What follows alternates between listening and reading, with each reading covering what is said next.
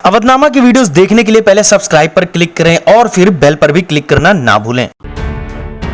Madras high court ने पतंजलि आयुर्वेद और दिव्य योग मंदिर ट्रस्ट के खिलाफ 10 लाख रुपए का जुर्माना लगाया है। हाईकोर्ट ने कोरोनिल ट्रेडमार्क इस्तेमाल करने पर पूरी तरह से रोक लगाई है। हाईकोर्ट ने 21 अगस्त तक दोनों संस्थाओं को जुर्माना भरने और 25 अगस्त तक हाईकोर्ट में रिपोर्ट फाइल करने को कहा। मद्रास हाईकोर्ट ने कहा कि महामारी से डरे हुए लोगों का फायदा उठाते हुए कोरोना के इलाज के नाम पर सर्दी, खांसी और बुखार के लिए इम्यूनिटी बूस्टर बेचकर पैसा कमाने की फिराक में लगी हुई थी ये दोनों संस्थाएं। रिजर्व बैंक ऑफ इंडिया ने बैंकों को उन ग्राहकों के लिए चालू खाता यानी कि करंट अकाउंट खोलने पर रोक लगा दी है जिन्होंने नकद कर्ज या ओवरड्राफ्ट की सुविधा ली हुई है। आरबीआई ने जोर देकर कहा कि इस मामले में अनुशासन की जरूरत है। एक अधिसूचना में केंद्रीय बैंक आरबीआई ने कहा कि नया चालू खाता खोलने की तुलना में सभी लेन देन नकद कर्ज, कैश लोन या ओवरड्राफ्ट खाते के जरिए किया जाना चाहिए। रिजर्व बैंक के गवर्नर शक्तिकांत दास ने गुरुवार को कहा कि कर्ज अनुशासन के लिए उपयुक्त कदम उठाना जरूरी है। उन्होंने कहा कि कर्जदारों द्वारा कई खातों के उपयोग को लेकर चिंता जताई जा रही है। इसको देखते हुए कई बैंकों से कर्ज सुविधा लेने वाले कर्जदारों द्वारा ऐसे खाते खोले जाने को लेकर एहतियाती कदम उठाए जाने जरूरी हैं। प्रधानमंत्री नरेंद्र मोदी ने शुक्रवार को देश की नई राष्ट्रीय शिक्षा नीति पर अपनी बात रखी। शिक्षा मंत्रालय द्वारा आयोजित एक कॉन्फ्रेंस में पीएम मोदी ने शुरुआती संबोधन दिया। प्रधानमंत्री नरेंद्र मोदी ने कहा कि 3-4 साल के विचार मंथन के बाद नई शिक्षा नीति को मंजूरी मिली है। प्रधानमंत्री बोले कि आज जब नर्सरी का बच्चा भी नई टेक्निक के बारे में पढ़ेगा तो उसे भविष्य की तैयारी करने में आसानी मिलेगी। कई दशकों से शिक्षा नीति में बदलाव नहीं हुआ था, इसलिए समाज में भेड़ चाल को प्रोत्साहन मिल रहा था। कभी डॉक्टर, इंजीनियर, वकील बनाने की होड़ लगी हुई थी। अब युवा क्रिएटिव विचारों को आगे बढ़ा सकेगा। अब सिर्फ पढ़ाई नहीं बल्कि वर्किंग कल्चर को डेवलप किया गया है। लखनऊ विश्वविद्यालय द्वारा उत्तर प्रदेश बीएड प्रवेश परीक्षा 2020 का आयोजन किया जा रहा है। ये प्रवेश परीक्षा 9 अगस्त को होने जा रही है। यूपी में शनिवार और रविवार को चल रहे लॉकडाउन के मद्देनजर और एग्जाम को ध्यान में रखते हुए बीएड अभ्यर्थियों को साप्ताहिक लॉकडाउन से परेशान होने की जरूरत नहीं है। उत्तर प्रदेश सरकार ने आदेश जारी कर कहा है कि अभ्यर्थियों को आने जाने की पूरी छूट मिलेगी। इसके लिए प्रवेश पत्र दिखाना होगा। छात्रों को असुविधा ना हो इसके लिए सभी सार्वजनिक वाहन, टेम्पो, टैक्सी, ओला, उबर, प्राइवेट व सरकारी बसें 8 एवं 9 अगस्त को चलाने की अनुमति दी गई है। यूपी में कैबिनेट मंत्री ब्रजेश पाठक के लिए राजधानी के हजरतगंज स्थित दक्षिण मुखी हनुमान मंदिर में हवन पूजन और सुंदरकांड का आयोजन किया गया।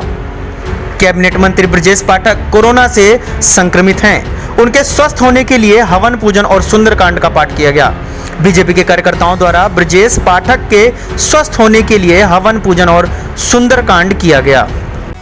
मोदी सरकार में केंद्रीय राज्य मंत्री रह चुके मनोज सिन्हा ने आज जम्मू कश्मीर के नए उपराज्यपाल के रूप में शपथ ली। मुर्मू की जगह बीजेपी के वरिष्ठ नेता मनोज सिन्हा को लेफ्टिनेंट गवर्नर जम्मू कश्मीर का नियुक्त किया गया है। मनोज सिन्हा यूपी के गाजीपुर जिले के रहने वाले हैं। मनोज सिन्हा 3 बार बीजेपी से सांसद और मोदी सरकार के पिछले कार्यकाल में केंद्रीय राज्य मंत्री रह चुके हैं। अब जम्मू कश्मीर के राजभवन की उन्हें अहम जिम्मेदारी सौंपी गई है। राजधानी के लखनऊ यूनिवर्सिटी में छात्रों, कर्मचारियों, शिक्षक, गैर शिक्षक कर्मचारियों के लिए उनकी समस्याओं के निराकरण के लिए नई योजना शुरू की गई है। इसके तहत अब सप्ताह के प्रत्येक सोमवार को 12 बजे से लेकर 2 बजे तक कुलपति, कुल सचिव, वित्त अधिकारी एवं परीक्षा नियंत्रक प्रशासनिक भवन में उपस्थित रहकर समस्याओं को व्यक्तिगत रूप से सुनकर उसका निराकरण करेंगे। विश्वविद्यालय के छात्र छात्राएं, शिक्षक एवं गैर शिक्षक कर्मचारी अपनी समस्याओं को उपरोक्त अधिकारियों के सामने रख सकते हैं, जिसका निराकरण व्यक्तिगत रूप से करने का प्रयास किया जाएगा। ये जानकारी यूनिवर्सिटी के कार्यालय ज्ञापन के द्वारा दी गई है। उन्नाव में गंगा कटान का हाल बहुत बुरा है। लोग बुरी तरह से परेशान हैं। मजबूरी और डर के कारण लोग अपने घरों को छोड़कर बाहर या किराए पर रहने को मजबूर हैं। हर बार जल स्तर बढ़ने के बाद यही स्थिति बनती है, लेकिन जिम्मेदार सिर्फ खाना पूर्ति करने में लगे हैं। हर साल नहर विभाग लाखों के बजट के बंदर बांटकर अपनी जेब भरने में व्यस्त रहता है। हालांकि इस बार जिला प्रशासन ने कटान रोकने के लिए जियो ट्यूब नई तकनीक का प्रयोग किया है, लेकिन इस तकनीक से गंगा के किनारे रहने वालों को कितना लाभ मिलेगा ये सोचने वाली बात है। कुछ जगहों पर कटान रोकने के लिए जियो ट्यूब का भी इस्तेमाल किया गया है, लेकिन ये सब नहर विभाग के ठेकेदार सिर्फ खाना पूर्ति करने के लिए कर रहे हैं, क्योंकि नहर विभाग ने कहीं कहीं बांस बल्लियां तो लगाई हैं और कहीं ऐसे ही छोड़ दिया है, जिसके कारण कटान कई घरों को अपनी जद में ले चुकी है। एक स्थानीय निवासी ने अपने दर्द को कुछ इस तरह साझा किया। क्या नाम है आपका? गोपी। गोपी जी, यहाँ पर गंगा जल स्तर बढ़ने से कटान हो रही है, क्या दिक्कतें आ रही हैं? अरे भैया यहाँ कटान हो रही है, रात रात कटान हो जाती है, बल्लियाँ निखर निखर बिक जाती है, बेड डाले कम से कम 20 बल्ली बिक गई है, हमें सामने उठा ले गए। कौन लोग लेके गए? यही के ले गए और कोई नहीं, यहीं के बेचैन जो लगाया है बेचैन है, जो ले गए हैं तो यही के नाम बताया, दुश्मनी होगी हमारे लोगों की। वहीं राकेश कुमार अपर जिलाधिकारी उन्नाव ने बताया, देखिए कुछ ग्रामीण क्षेत्रों में शुक्लागंज में और वहाँ पे रजगार नगर है, वहाँ पे कटान की सूचना मिली थी, जिस पे हम लोगों ने सिंचाई विभाग को इस बारे में कार्रवाई करने के लिए लिखा गया था। सिंचाई विभाग के द्वारा वहाँ पे जियो ट्यूब भी लगाए गए हैं। फिलहाल वहाँ पे कटान स्थिर है और कटान स्थिर है, हम लोग लगातार उसको वॉच कर रहे हैं। इसके अलावा हम लोगों ने अन्य तहसीलों में भी बाढ़ चौकियाँ बना रखी हैं। यदि कहीं भी कोई भी इस तरह की सूचना आती है तो तत्काल हम राहत पहुँचाने की स्थिति में। रविदास नगर में कुछ मकान कटान की जद में आने वाले हैं, तो ऐसे में उन परिवारों को किस तरीके से सुरक्षित बाहर रखा जाएगा? अभी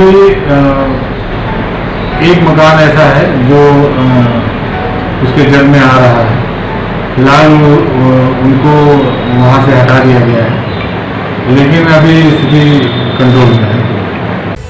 मेरठ शहर में कांग्रेस के जिला अध्यक्ष अवनीश काजला व शहर अध्यक्ष जाहिद अंसारी के नेतृत्व में किया गया कांग्रेसियों का धरना प्रदर्शन। कोविड-19 के कारण मध्यम वर्ग के लोगों को राहत देने के लिए प्रदर्शन किया गया। स्कूलों की फीस माफ करने, अधिवक्ताओं को महीने का 10,000 रुपए मानदेय देने की मांग की। इसी के साथ केंद्र व प्रदेश सरकार के खिलाफ जमकर नारेबाजी की।